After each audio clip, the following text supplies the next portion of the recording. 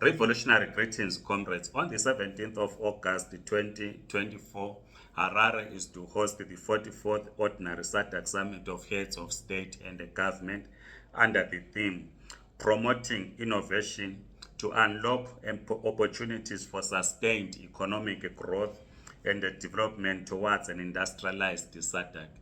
We are yet to see the documents which have been prepared for discussion in Harare in August. Our economies are largely informal. There's so much cross-border trade by ordinary people. The goods that we purchase in the streets or in our shops are goods that are manufactured outside the SADC region, be they clothing, be they motor vehicles, be they electric gadgets, and other goods are not from the SADC region. So we're looking forward to this SADC summit on how it is going to tackle this challenge that we are faced with within the SADC region. For instance, Bulawayo was known as an industrial hub in Zimbabwe. The place that we used to manufacture, the industrial area, is now a place of worship. Our factories have been turned to religious places where people go and pray for jobs. And the jobs are not there. So we're looking forward to this summit. But this SADC summit comes at a time when we are inspired by the political leadership in the Sahel region who are challenging France in particular.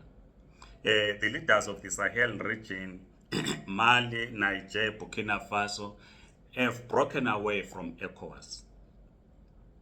ECOWAS is a tool of the imperialist forces. And the Sahel region's political leadership are challenging this. What is the position of the SADC region in the struggle against imperialism? Because we cannot talk about an industrialized SADC only and ignore the real struggle that we are faced with, the anti-imperialist struggle. SADC must take a stand on its attitude towards the struggle against imperialism.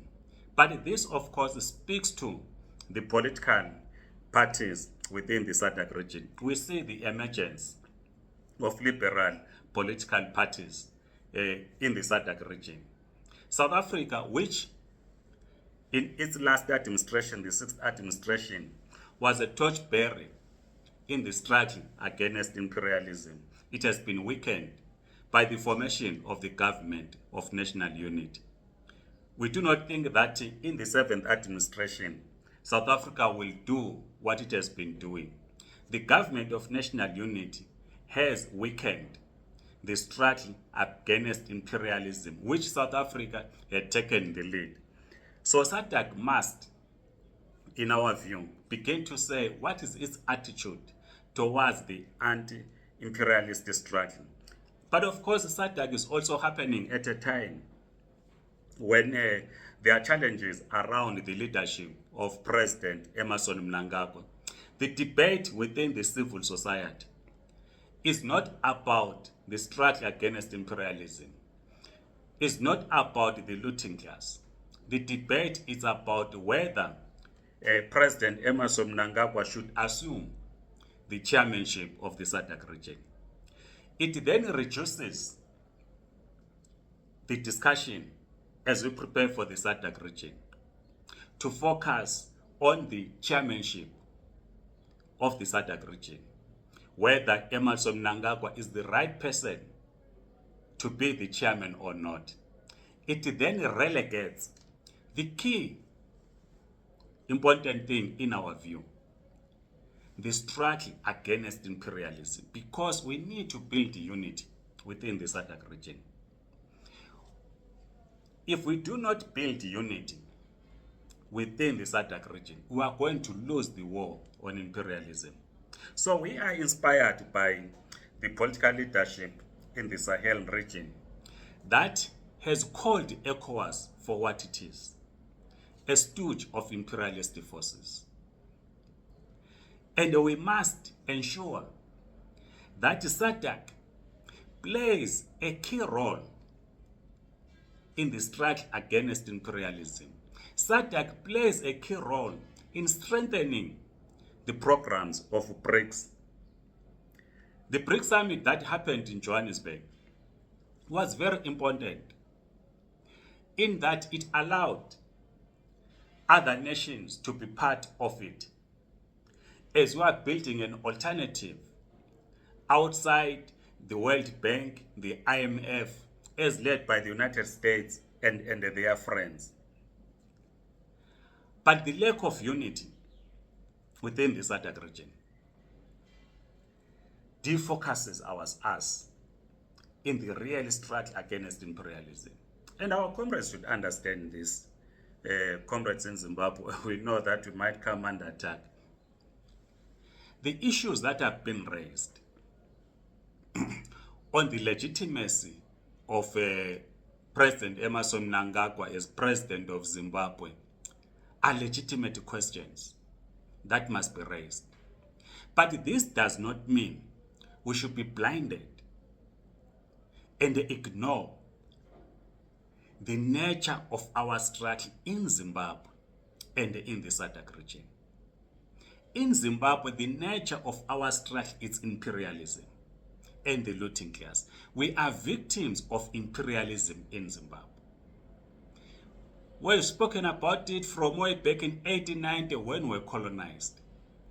And we've said that in 1980, we gained majority or the right to participate in the electoral process. But the economy is not in the hands of society as a whole. So there is need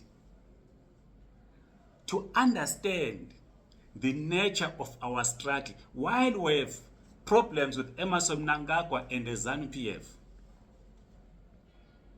as we're saying that the issues that civil society is raising against President Emmerson Mnangagwa, whether he should be allowed to take the chairmanship of SADC, there are genuine issues that have been raised.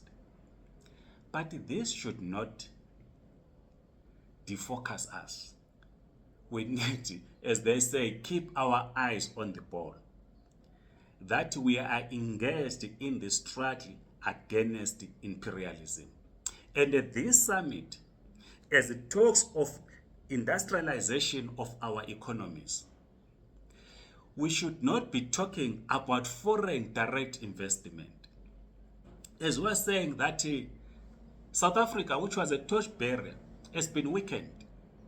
We do not think that under the government of national unity in South Africa will do the things that it was doing in challenging NATO, in taking Israel to the International Court of Justice. It has been weakened. A number of SADC countries are led